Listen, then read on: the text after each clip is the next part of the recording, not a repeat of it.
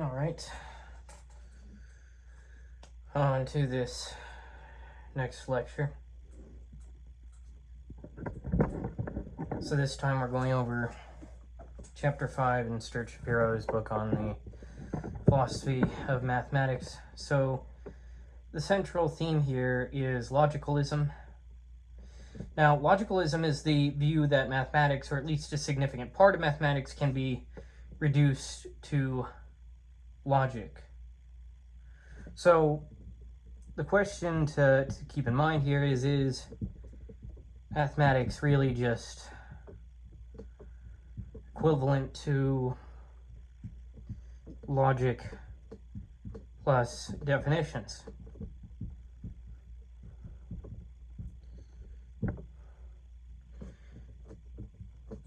Another guiding question: can mathematics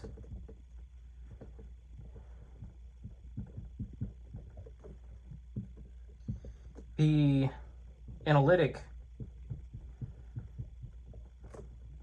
rather than synthetic?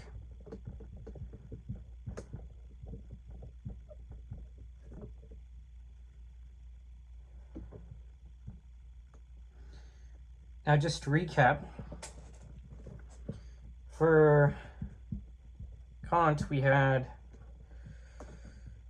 synthetic a priori,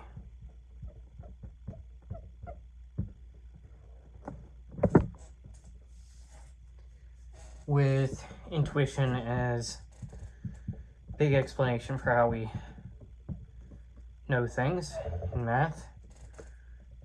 For Mill, we had synthetic a posteriori,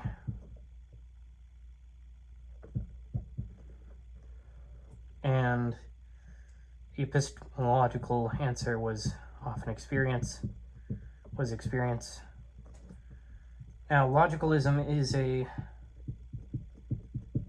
third route after Kant and Mill, where we have analytic a priori,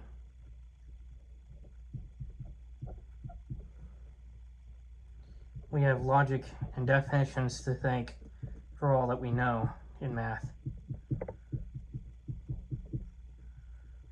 We'll look into this more as we go on and address each part of this chapter point by point, So let's go ahead and start with the first one then.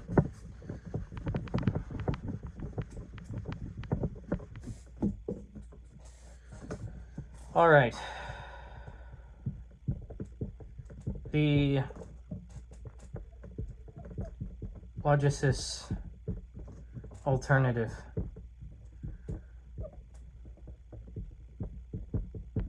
Kant had that mathematics is synthetic a priori. Mathematical knowledge is not derived from experience, but also not merely conceptual analysis. Mill took the opposite route. Mathematics is synthetic but empirical. It is grounded in experience and induction. Logicism proposes another answer, which is, I'm gonna have to get rid of this. And I get another.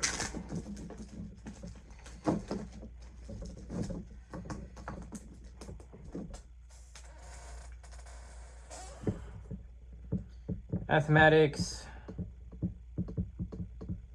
is analytic.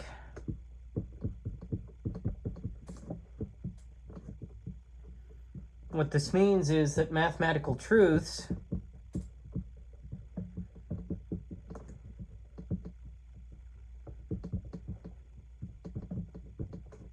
are knowable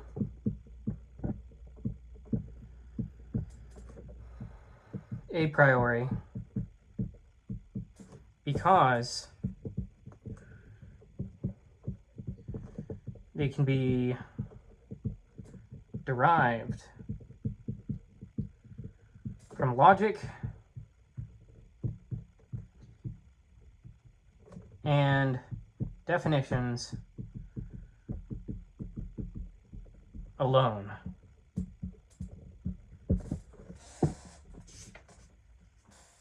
Logicism, tries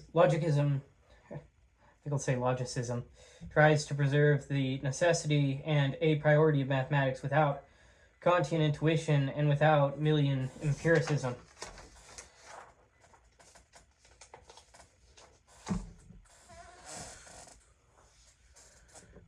So just to sum this up, for Kant we had intuition,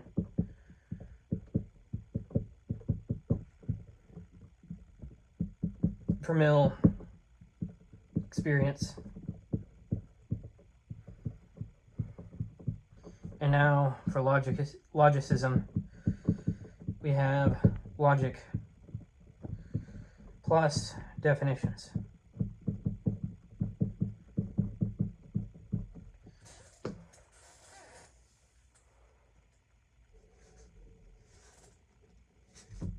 Oops, it's supposed to be a V, an E there.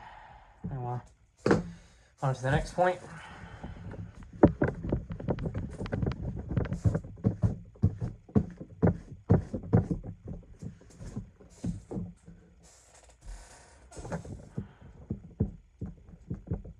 Frege's new conception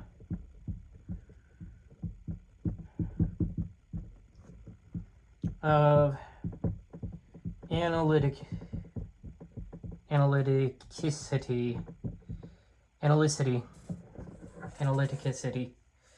So for Kant, a proposition is analytic if the predicate concept is contained in the subject concept. Frege changes the issue. For Frege, analytically concerns the ultimate ground of justification. A truth is analytic. Oops.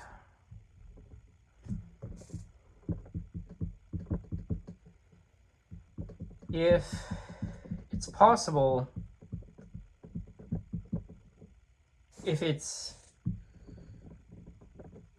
provable from logic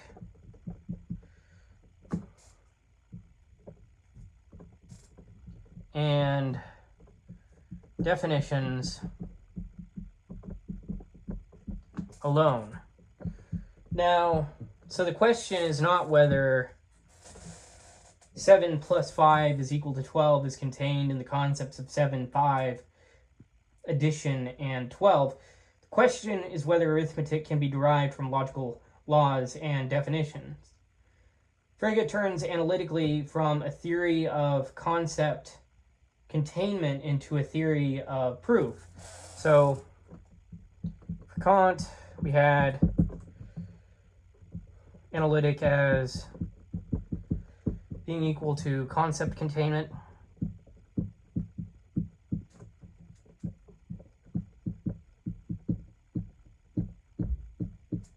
Whereas for Frege, we have analytic as proof from logic and definitions.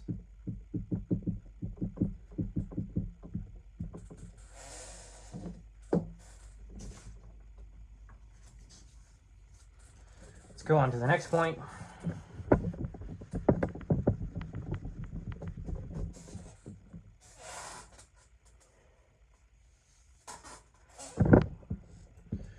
Frege's program. Frege's project is define number logically. Then derive arithmetic logically. This makes arithmetic a test case for logicism. So Frege is a realist about mathematics. He thinks numbers are genuine objects and that mathematical statements have objective truth values. So let's just go ahead and put this chart down. Realism in ontology. Boy. And realism in truth value.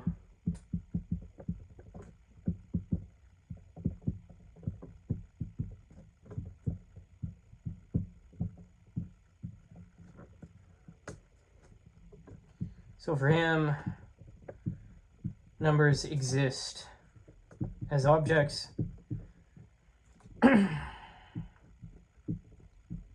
a fundamental metaphysical level, and realism in truth value, arithmetic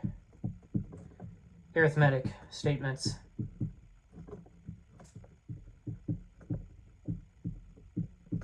are objectively true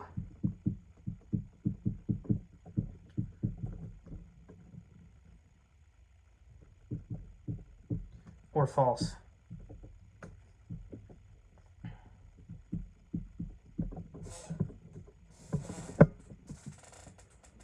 Now, Frege is not trying to eliminate numbers. He's trying to show that numbers are logical objects. So, wants to say number, that's just a logical object. Arithmetic, that's a logical science.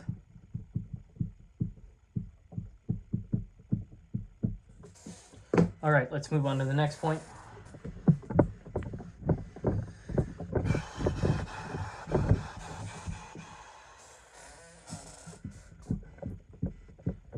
Equinumerosity. So, Frege begins with a basic fact about counting. Two concepts are equinumerous if the objects falling under one can be put into one-to-one correspondence with the objects falling under the other. Goodness. So, let's just define that.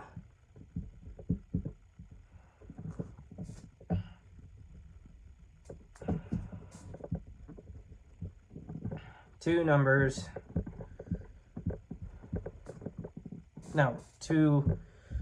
concepts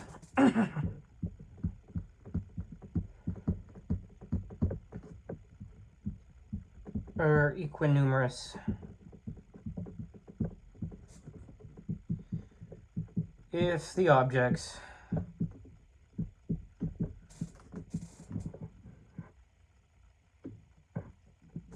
falling under one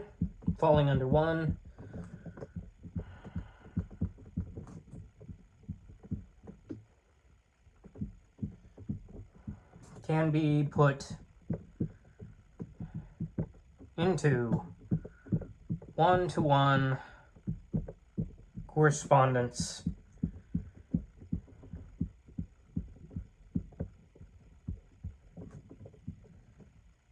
with the objects falling under the other. So, for example, napkins, equinumerous to plates. If there is exactly one napkin for each plate.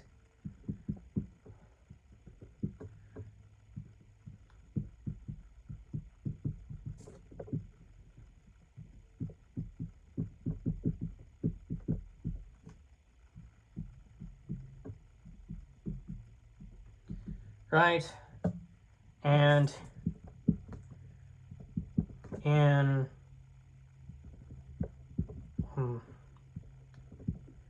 monogamous society, we have that the number of husbands, well, husbands and wives are equinumerous. Counting can be understood through one-to-one correspondence before we explicitly introduce numbers. So, state this a bit more succinctly. F is equinumerous with, that's what this little squiggly line represents, this tilde. F is equinumerous with G if and only if F's and G's can be paired one-to-one. Same number is equal to equinumerous.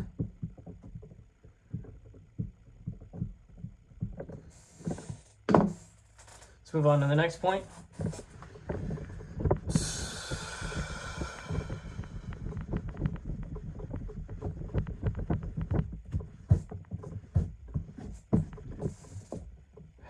Okay.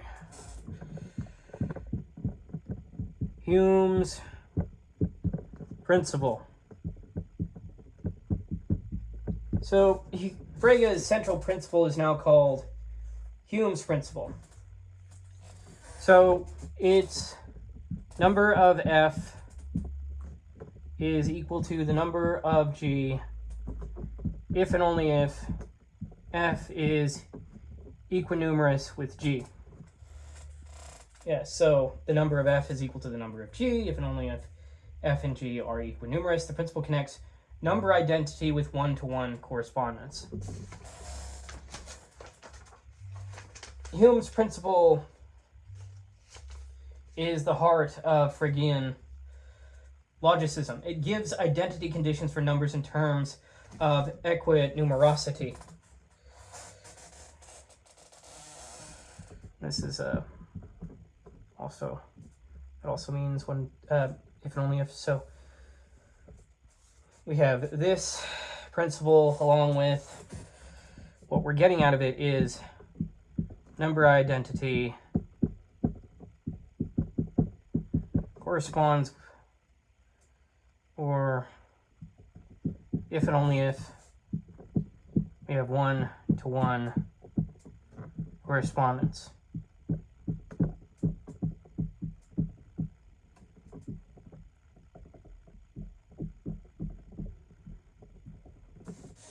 Adjective relationship between number identity and one-to-one correspondence. All right, let's move on to the next point. Constructing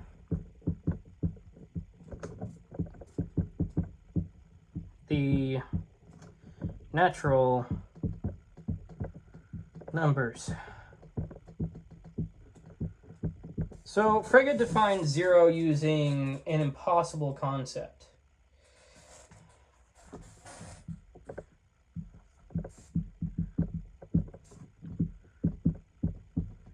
So Zx is, well, corresponds with x, which is not equal to x. So since nothing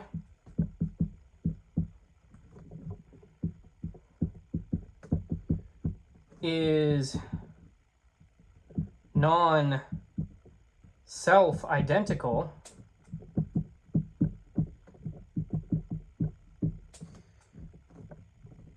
Z applies to no objects. So 0 is equal to the number of Z. Then 1 is the number of concepts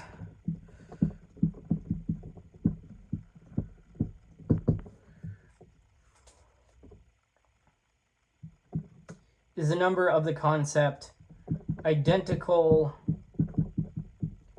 with 0. 1 is equal to the number of which x is equal to 0. And 2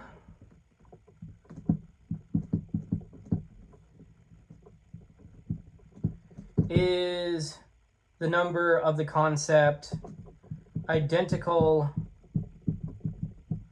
with 0 or identical with 1. So 2 is equal to the number in which x is equal to 0 or x is equal to 1.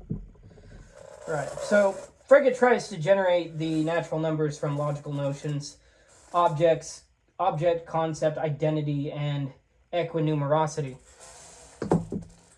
Just go ahead and demonstrate this whole thing more succinctly.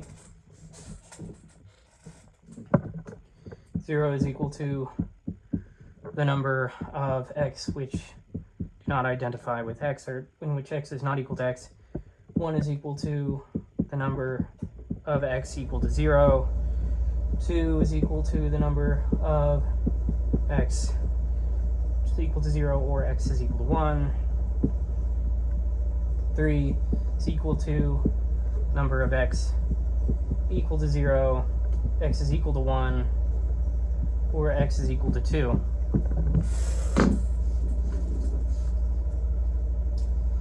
All right.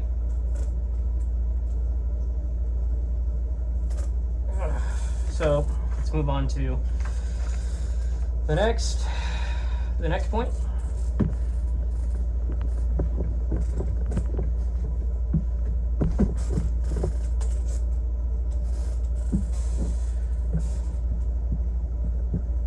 Successor and natural number. Frege defines the successor relation without presupposing arithmetic. So, roughly speaking, n is the successor of m if there is a concept f such that f applies to exactly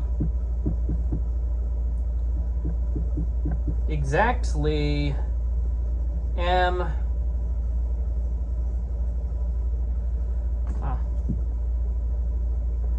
to exactly n objects,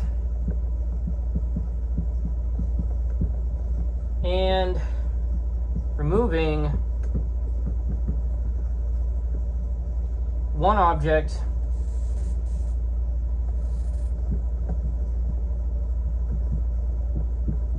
from f leaves exactly m objects, right?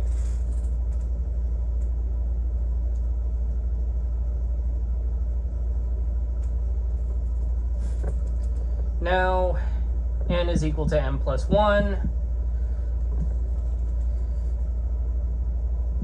if n is the number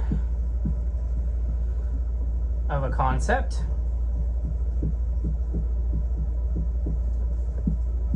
obtained by adding one object to a concept with number m. Frege then defines natural number without circularly appealing to finitely many. So n is natural if and only if n belongs to every concept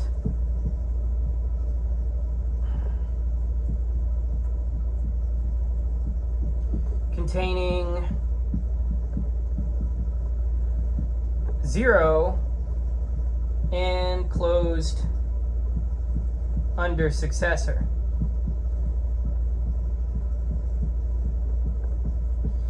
Frege's definition of natural number anticipates the structure of mathematical induction.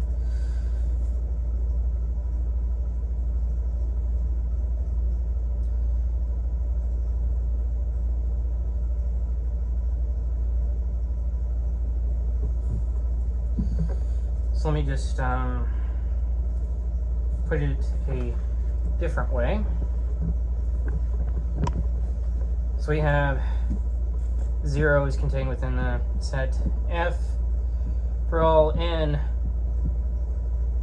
with n being an element of F. The successor of n is contained within F.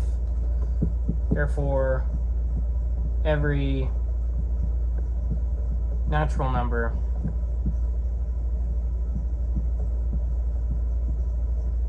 belongs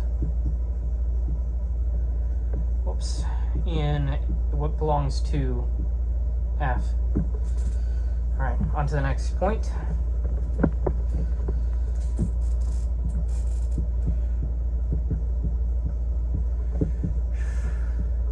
Frege's theorem.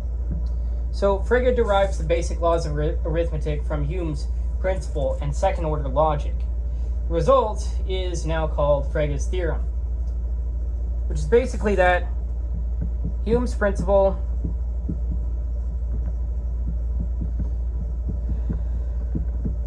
plus second-order logic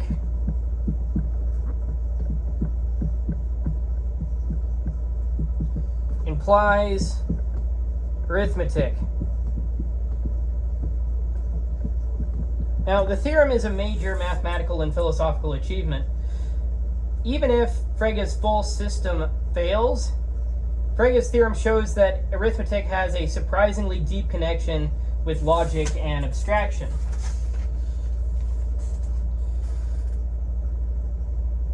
Now let's move on to the next point.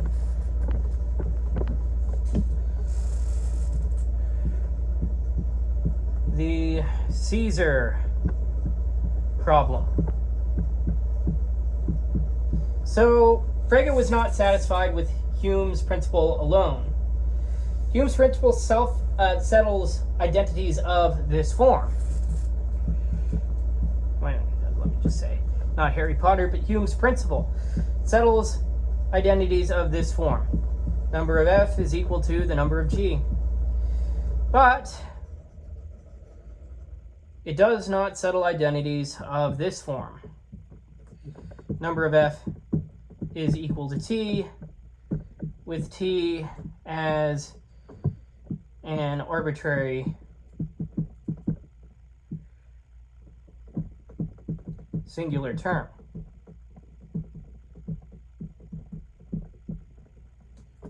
For example, does the number of F equal Julius Caesar?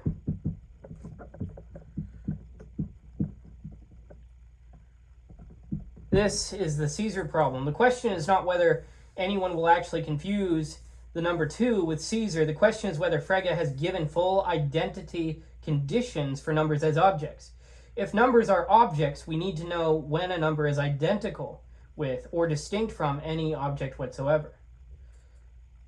So, sum, we have the number of F equal to the number of G. That's settled. Number of F equal to Caesar, not settled. We are left with the conclusion that no entity without identity. We can have no mathematical entity without an identity fastened to it. So let's move on to the next point.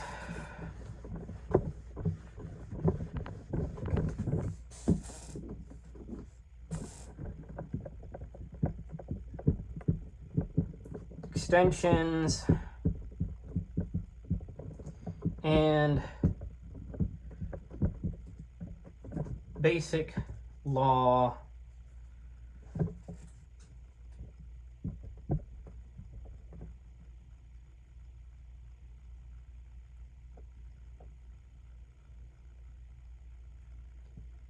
this is basic law 5. If anybody says it's V, I mean, welcome to contest that. Now, Frege tries to solve the Caesar problem by defining numbers as extensions of concepts. So the number f is equal to the extensions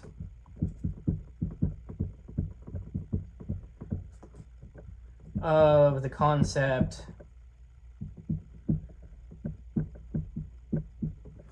equinumerous with f. So the number 2, for example, is roughly the extension containing all concepts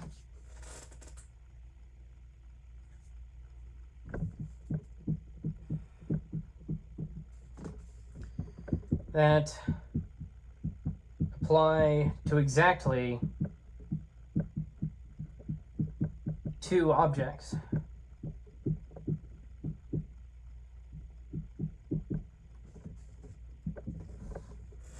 Frege's system depends on basic law V, which is, did I say V? Basic law 5, which is extension of f is equal to extension of g if and only if for every x, f x if and only if g x. In words, 2 concepts have the same extension.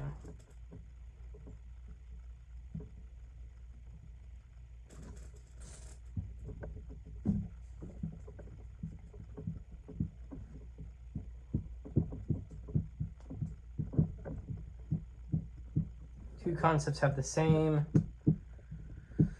extension if and only if they apply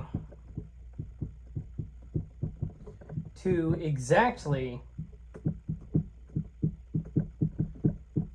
the same objects. Now, Frege's logicalism depends on a theory of extensions. That theory is where, now this theory is where disaster strikes. Now, let me sum this. Well, no, it's already pretty there. Okay. Now this disaster I'll address in the next point.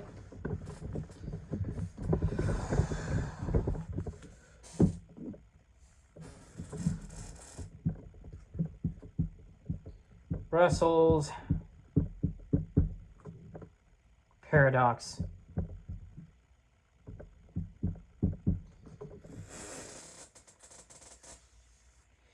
Russell discovered that basic law 5 is inconsistent. A simplified version of the paradox uses the class R is equal to the set containing X such that X is not an element of X. Now ask, is R an element of R? Now, if it's the case that R is an element of R, then by definition, R is not an element of R. But if R is not an element of R, then by definition, R is an element of R. So, R is an element of R if and only if R is not an element of R. It's a contradiction. Russell's paradox destroyed Frege's original logicist system because it showed that Frege's theory of extensions was inconsistent.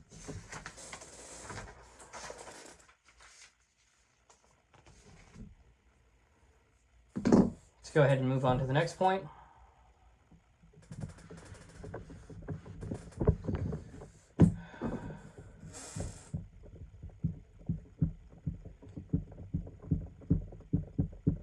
Russell's response.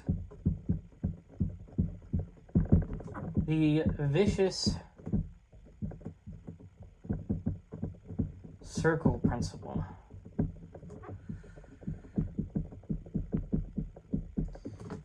Russell diagnoses the paradox as a result of illegitimate circularity. No totality may contain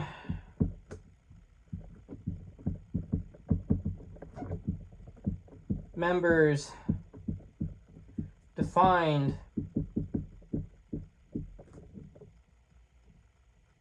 in terms of that very totality.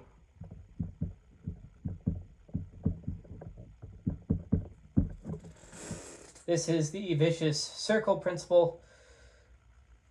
It's, also known as circular reasoning, I guess you could say, but this is a specific way to phrase it, which is the vicious circle principle. So no totality may contain members defined in terms of that very totality. It rules out impredicative definitions, so definitions that define something by referring to a totality that already contains it. So Russell's response to paradox is to restrict what can meaningfully be defined. So impredicative definition is equivalent to a definition using totality, using a totality containing the thing defined.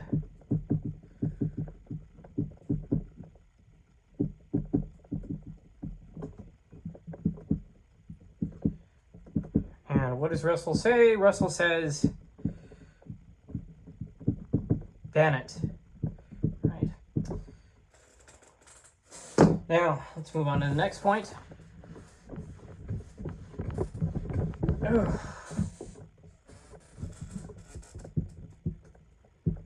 Type theory.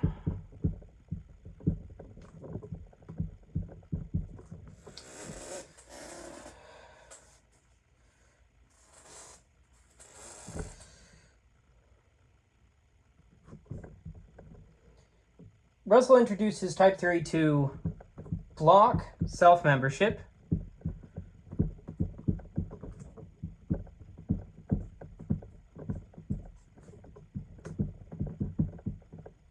and vicious circularity.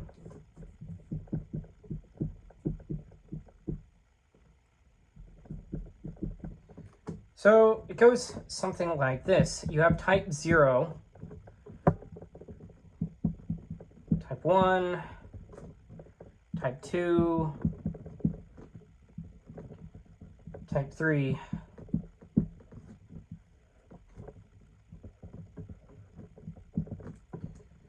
Now, type 0 is individuals. Type 1 is classes of individuals. Type 2 is classes of individuals.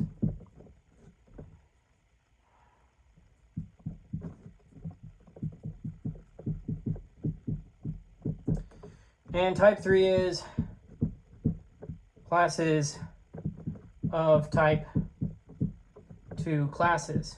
Now this goes on and on and on, as you can imagine, but a class cannot be a member of itself because it's always of a higher type than its members.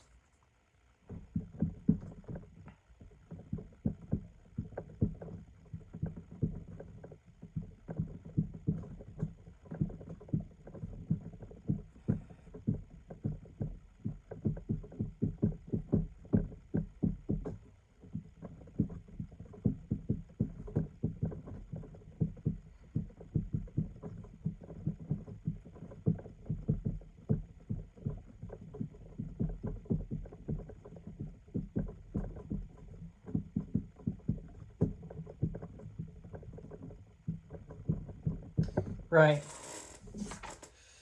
So if we had, for example, if we had X is contained within C, well, that's only meaningful when C is one type higher than X. Type theory avoids Russell's paradox by making self-membership meaningless. Let's go ahead and sum this up. So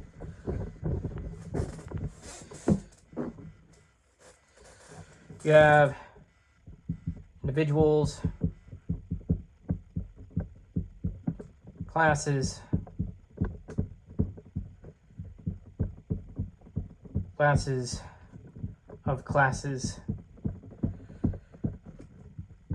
and classes of classes of classes,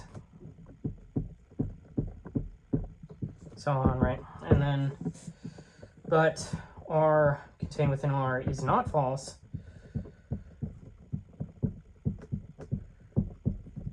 It is ill-typed. It's pretty clever. Let's move on to the next point.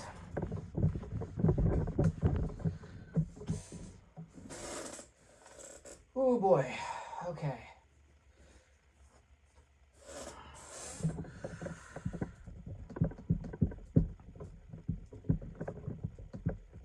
Russell's numbers.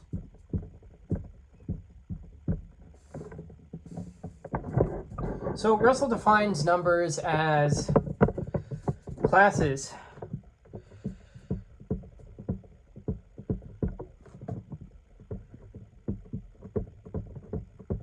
of equinumerous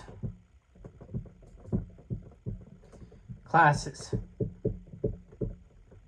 So for example, you have 2 is equal to the class of all pairs. 3 would be equal to the class of all triples. So the number of a class C is the class of all classes equinumerous with C. This resembles Frege, but Russell's type restrictions create complications. Russell preserves the general Fregean idea that numbers are tied to equinumerosity, but he changes the logical framework to avoid paradox. Now, of course, this goes, let me just say, put 0 down as well before class of all empty classes. Now, let's move on to the next point.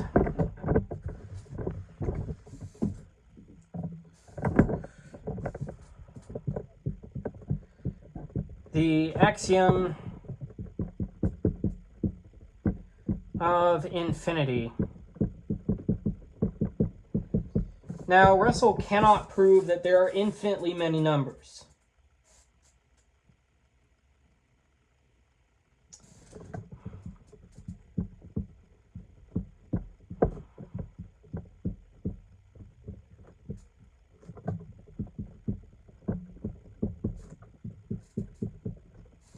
Why is that? Well,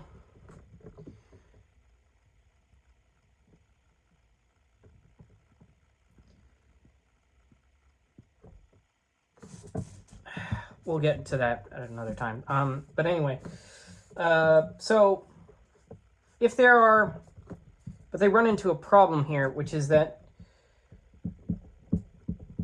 if there are only finitely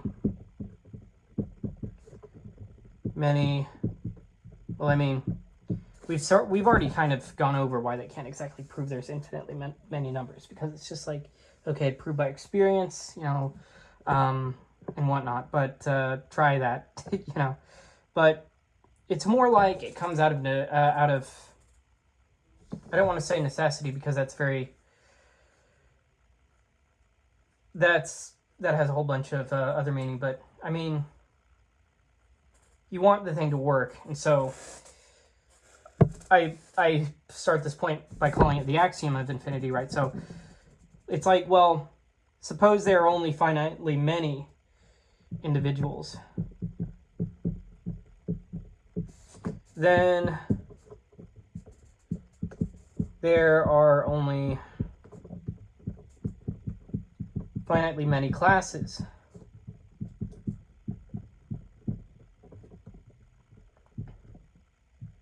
Of individuals. So the natural numbers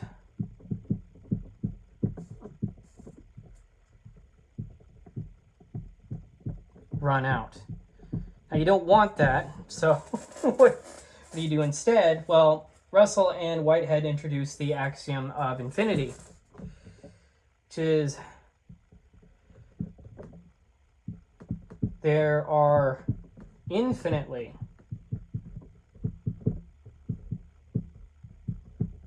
many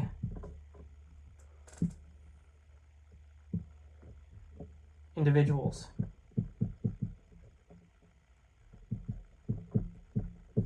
But this axiom does not look like a logical truth, right? So Russell avoids Frege's paradox, but he must add assumptions that weaken the logicist claim. So you have this problem, right? Let me just erase this and show it a bit more briefly. So you have Frege, and he's like, okay, you have, he proves infinity such that he does within his logicist system, but he winds up with a paradox. Then you have Russell, who avoids the paradox.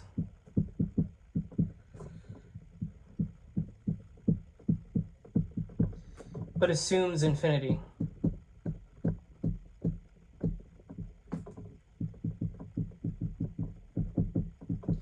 All right, let's move on to the next point.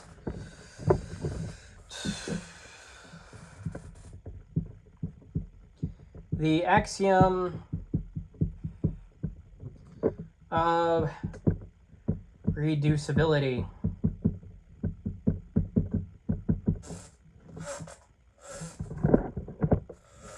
So, ramified type theory also blocks many definitions needed for ordinary mathematics.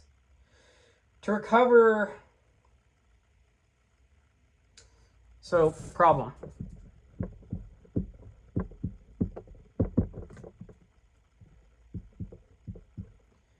Definitions for ordinary mathematics are blocked.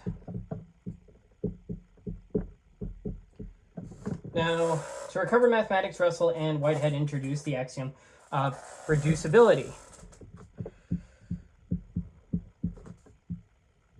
which is the solution, which is for every class, there is an equivalent predicative class.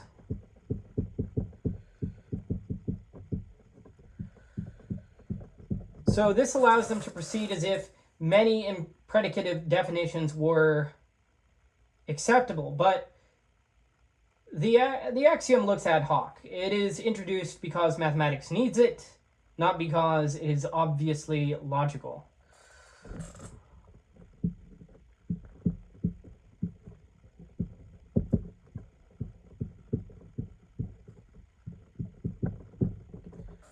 The axiom of reducibility reveals the cost of Russell's logicism. To save mathematics, he must add principles that do not seem purely logical. So you have this little situation where you avoid a paradox, you get type restrictions,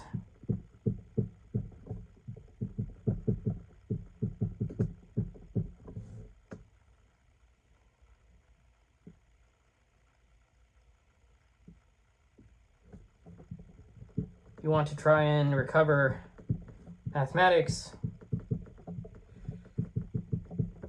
you run into reducibility. So the question is this still logicism? Let's go ahead and move on to the next point.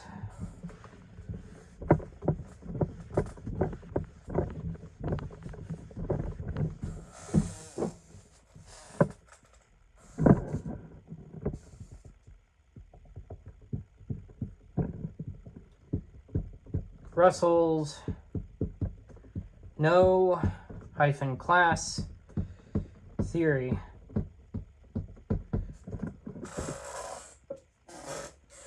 Russell later denies that classes are genuine objects. In his view, classes are logical fictions. Since numbers are constructed from classes, numbers also become logical fictions. So we have this contrast where Frege was like, no, numbers are logical objects.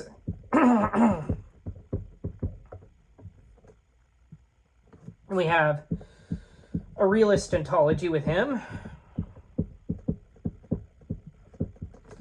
And he says that they are extensions as objects. But then Russell goes, no, numbers are logical fictions.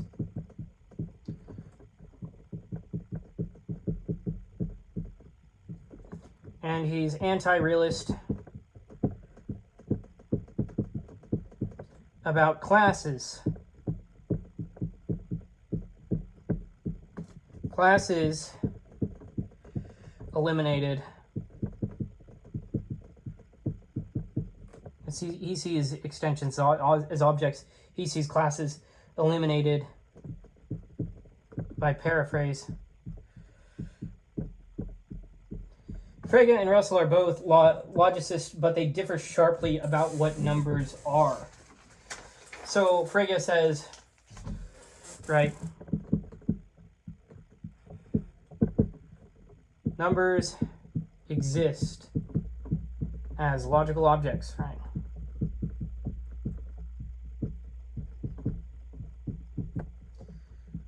And Russell says, no, numbers are logical fictions.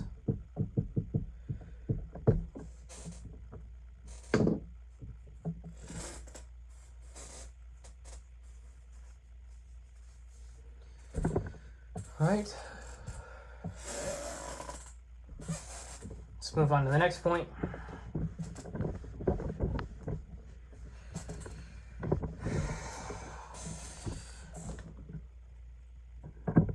Let me pause this for a second. Carnap and logical positivism, the great mistake. Okay, but anyhow, Carnap shifts the debate from ontology to language. He thinks the traditional question of do numbers really exist is either trivial or meaningless depending on how it is asked. Carnap distinguishes internal and internal questions and external questions. So for internal questions, we have that they are asked within a framework,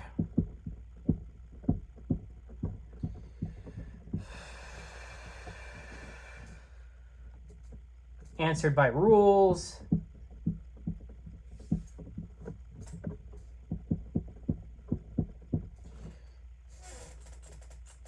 so an example of that is there a prime greater than 100.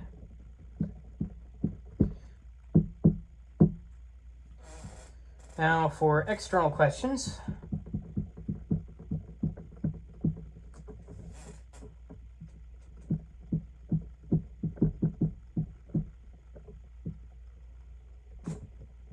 These are asked about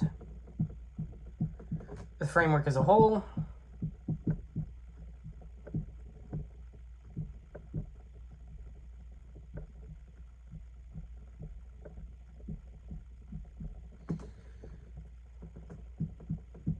These are pragmatic or pseudo question.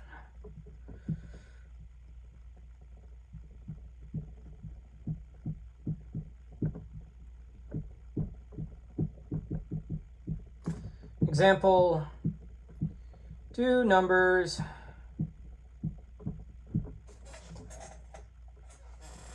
really exist? For Carnap, mathematics is analytic with a linguistic framework. The metaphysical question of whether numbers really exist is not a genuine factual question. I mean, I disagree heavily with that, but the goal is to give his perspective. So, internal exists n is prime, and n is greater than 100, right? And external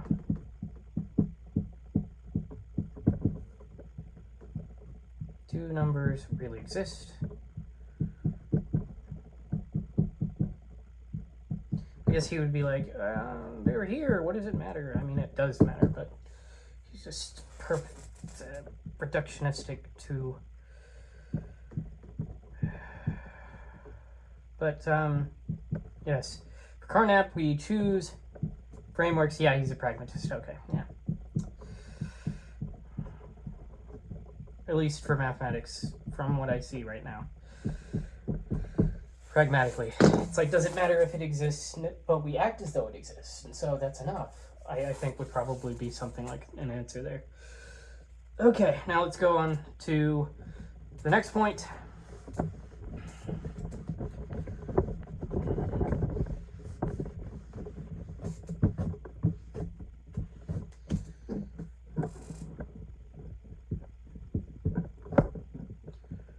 Carnap's principle of tolerance. Carnap defends the principle of tolerance, which is it's classically pragmatist, but we are free to adopt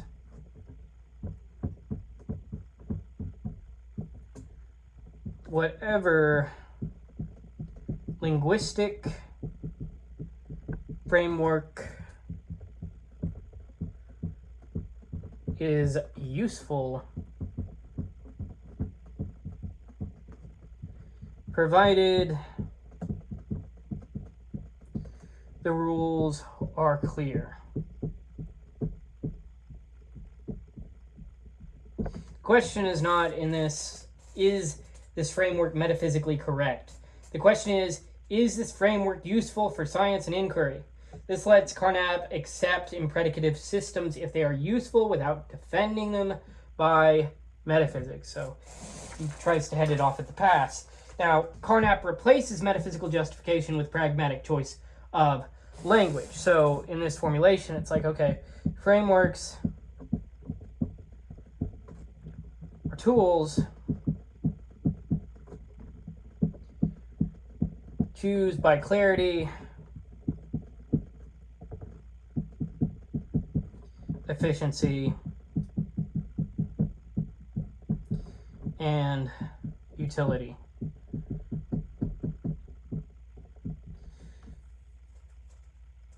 and there's no metaphysical tribunal.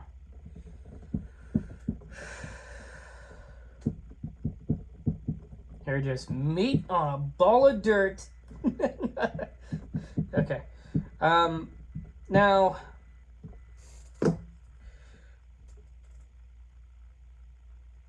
there's a further development on this, which is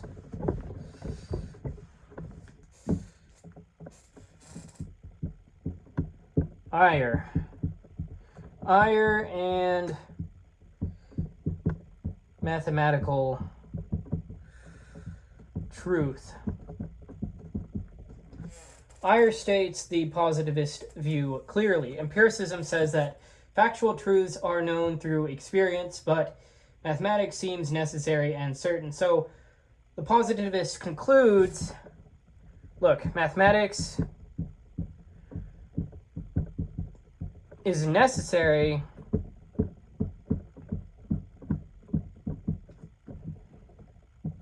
because it has no factual content. Mathematical, now, benefit of the doubt, that could be meaning factual in a different way, but of course, mathematical truths from this perspective are analytic. They are true by virtue of linguistic rules instead, so that's what they mean there. So science, what is that? Fact as in, like, you know, the actuality of, you, it's de facto, you can go out there, you can find that it's empirically testable, right? And it's, science is fallible, so science is factual, empirically testable, fallible. Mathematics is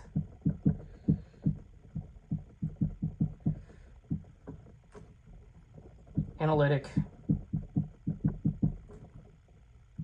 true by rules,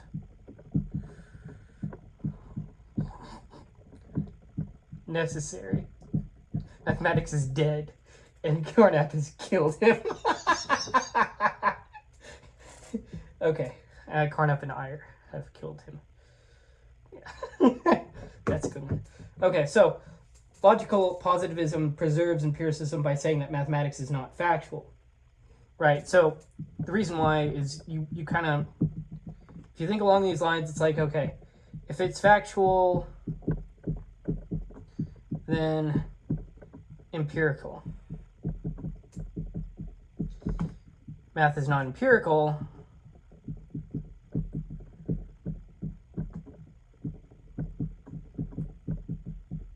So it must be that, therefore, math is not factual. There we go. Let's move on to the next point.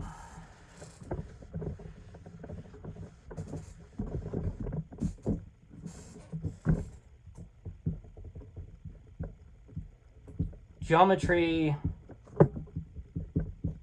as a framework.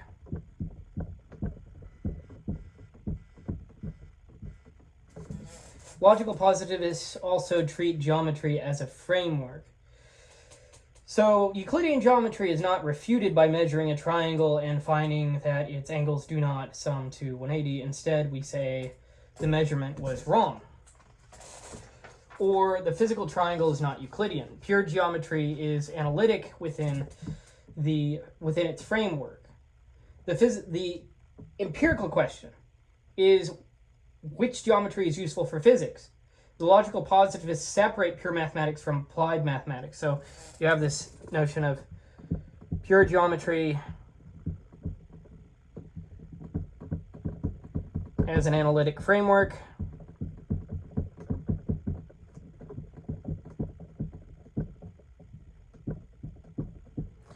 Applied geometry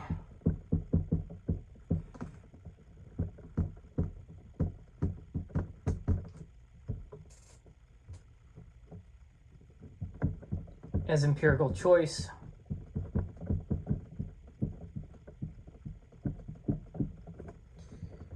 Euclidean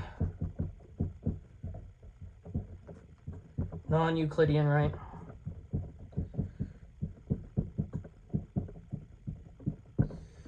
Of course, there are problems with this, and I'll get into that in a moment. This next point.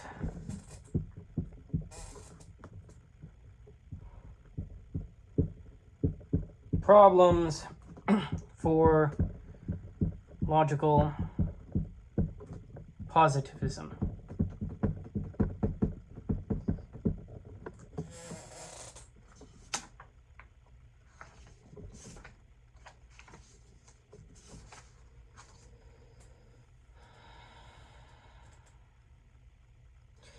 So,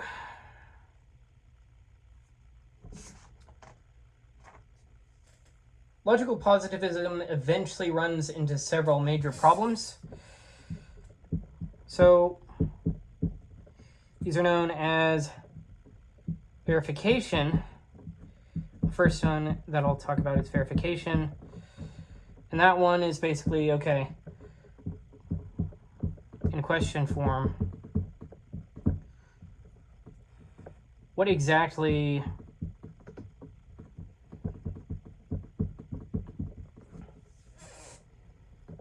makes a factual statement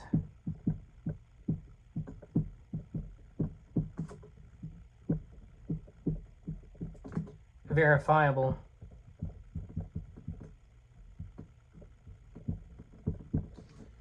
Another problem, self-reference. I think this is the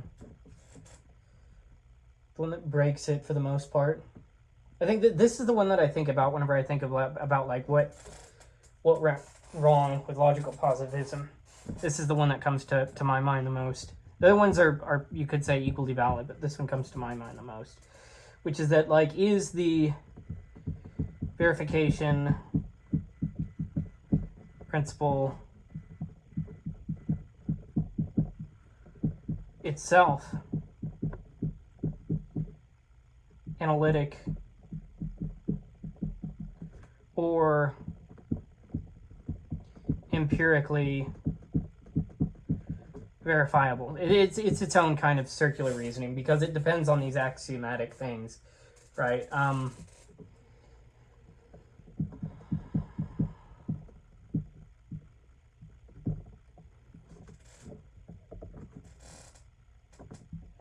But anyway, on to the next one.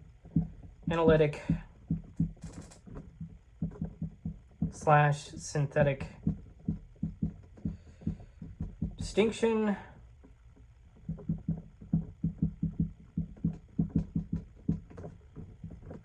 Can we sharply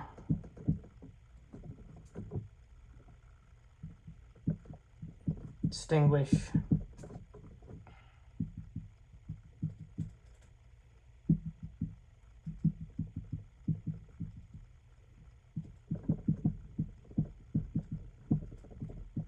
truths by meaning from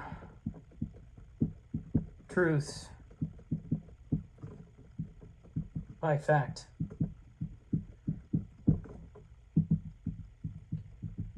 Another one, mathematical practice. Just kind of listing all the war crimes of these folk. But yes, is mathematics really divided into self-contained frameworks? And the answer is, as it exists nowadays, kind of, but not really, because it's like you can treat your own sort of thing as a black box, but it's still, in order to get there, it had to depend on a whole bunch of other different things. So it's not a self-contained framework by definition. Now, oh wait, no, that's okay. Now, Quine is this other smart guy. He attacks the analytic synthetic distinction and develops a more holistic empiricism. But the positivist account of mathematics depends on sharp distinction between analytic framework rules and empirical factual claims. That distinction comes under pressure. So the big crux of that is going to be analytic and synthetic. And Quine doesn't really see any sharp boundary there. Well, let me just note that.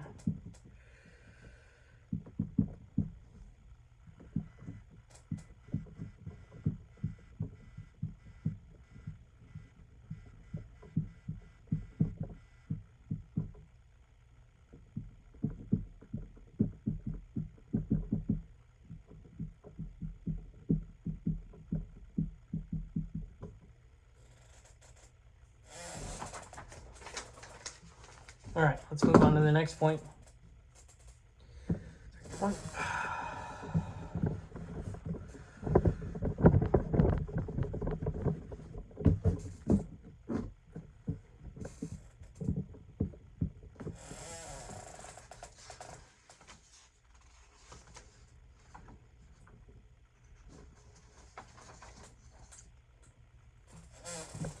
Gödel and self-contained frameworks. So Carnap's picture suggests that mathematical truths are knowable from the rules of their framework, but Gödel's incompleteness theorem complicates this. So if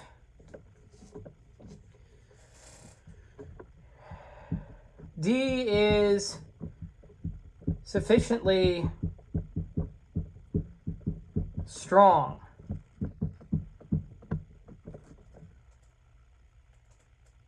well, if D is a sufficiently strong, effective, deductive system,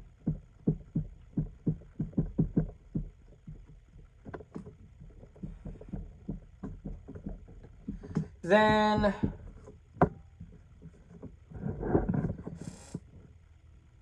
there are sentences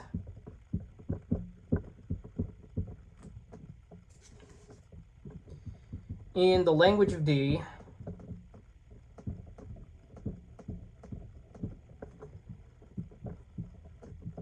that are not decided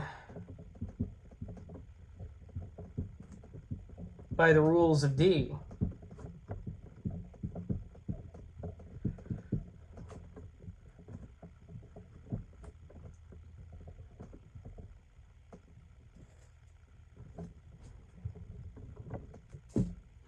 In practice, mathematicians often prove results about one structure by embedding it in a richer structure. Mathematical knowledge is not neatly confined inside isolated linguistic frameworks. So, for example,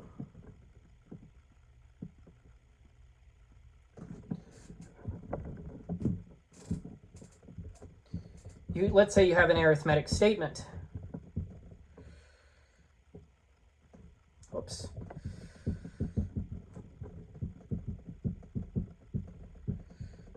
Well, that looks like a smiley face.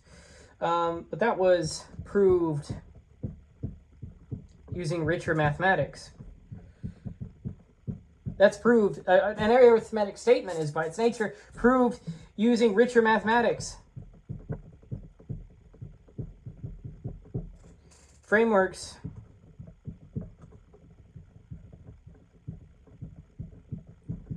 are not self-contained.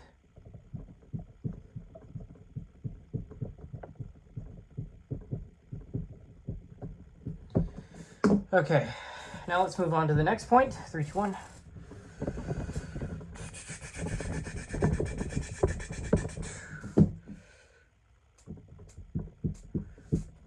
Fermat's last theorem. Okay, we're watching him write it, and he knew it was his last one right then and there. Okay, no, not really. Fermat's last theorem is a useful example. It's a statement about natural numbers, right? So a to the n plus b to the n is not equal to c to the n for positive natural numbers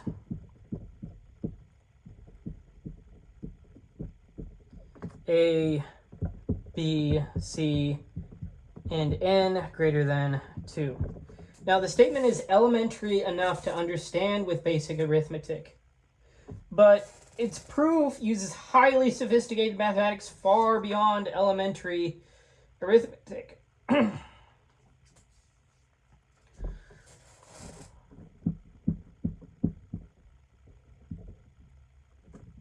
So it's understandable with basic arithmetic.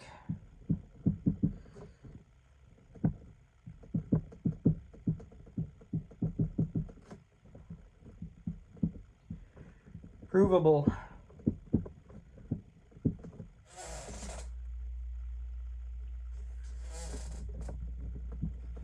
With much deeper mathematics. So understanding the statement of the theorem is not the same as having the resources to know that it's true. Right, so you have a supposedly simple statement, but then you have deep proofs that rely on elliptic curves, modular forms, advanced structures, right? And so that's an example right there of Gödel's incompleteness theorem coming into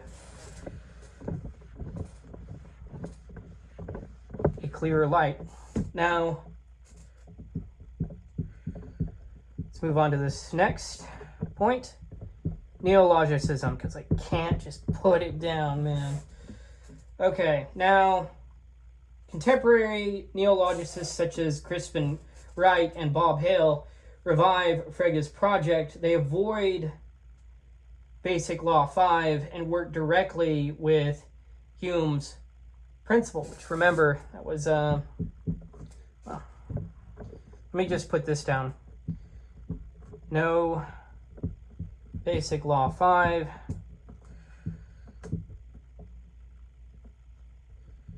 and direct to Hume's principle. Direct to DVD. Number of f equal number of g only if f is equinumerous. F and g are equinumerous. So the neologicist's claim is not usually that Hume's principle is a logical truth in the strict old sense. Rather, Hume's principle is treated as analytic or meaning constitutive of the concept of cardinal number. So essentially you have this little arrangement with Hume's principle plus second order logic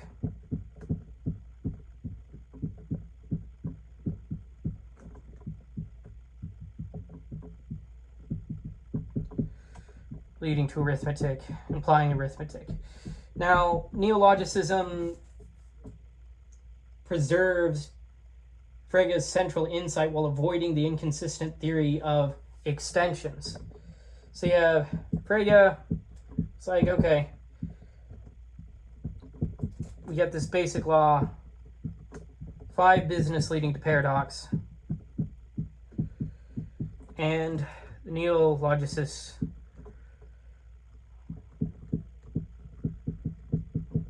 neologicism just saying, okay, we'll just take Hume's principle then, and we'll use our second order logic, and we'll get to arithmetic anyhow. Right. But there's some problems with this as well. Let's move on to that in the next point.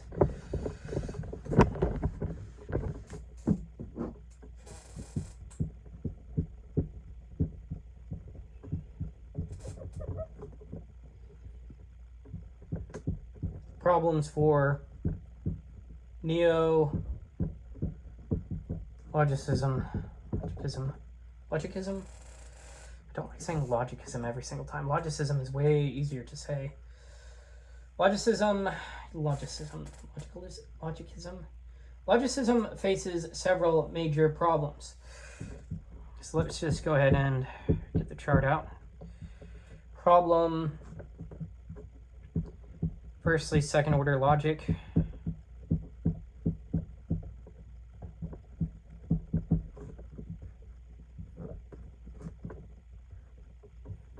Question: is second order logic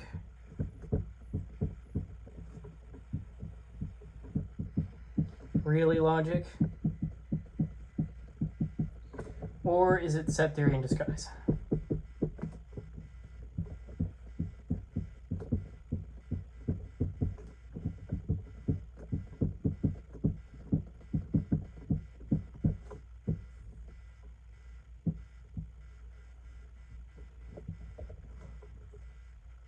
Next one, the Caesar problem. Didn't exactly move around that, did they? So, does Hume's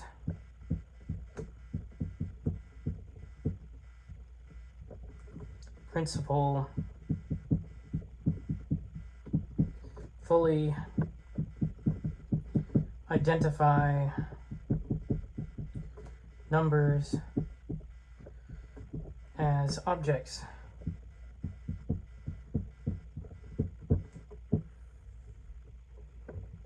Next one, bad company.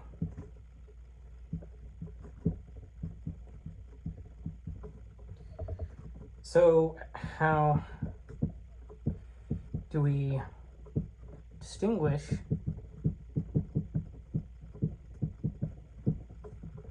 good abstraction principles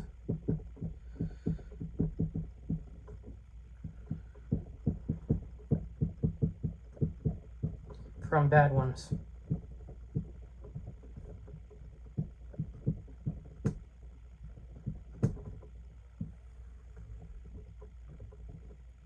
And then there's this other problem scope. Can the method extend beyond arithmetic?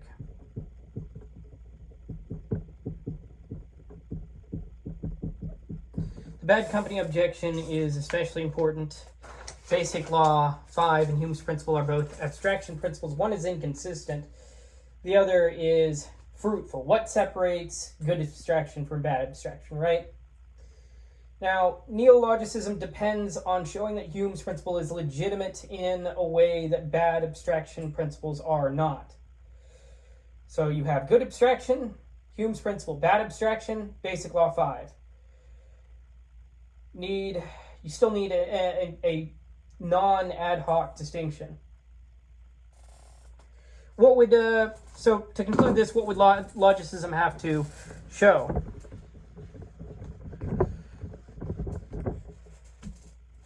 Logicism must show that mathematics can be derived from logic and definitions, but the chapter repeatedly presses the same question, right? So what counts as logic? Now, if logic includes concepts, extensions, classes, second-order quantification, infinity choice, reducibility, and abstraction principles, then the reduction may look suspicious. Perhaps mathematics has not been reduced to logic. Perhaps mathematics has been moved into logic. However, to sum up, let's look at the big three thinkers of this chapter. Frege, numbers as logical objects.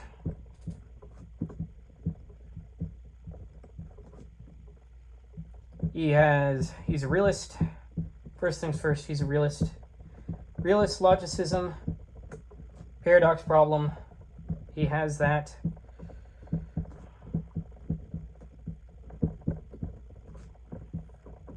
And Russell numbers as logical fictions.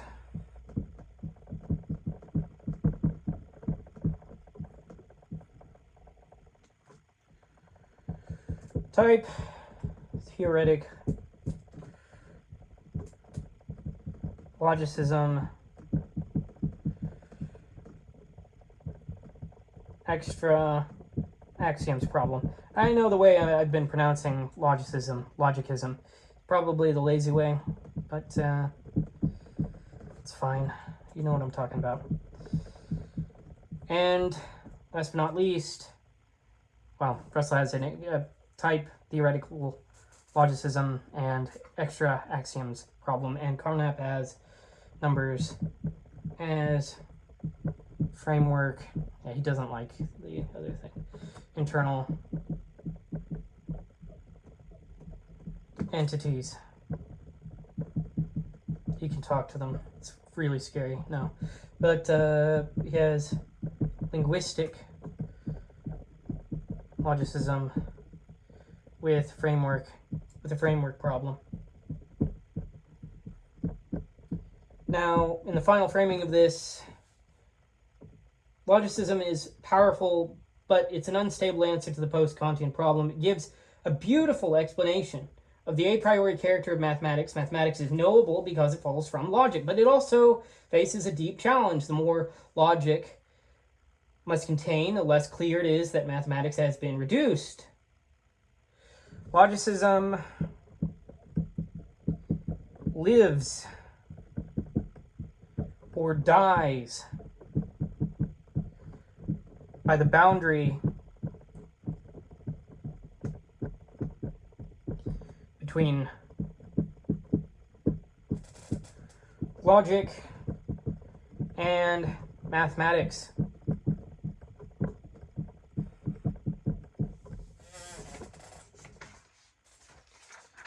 All right, and that's it for now. There's discussion, questions, and key terms in the lecture notes. That is it for now. I will see you in the next lecture.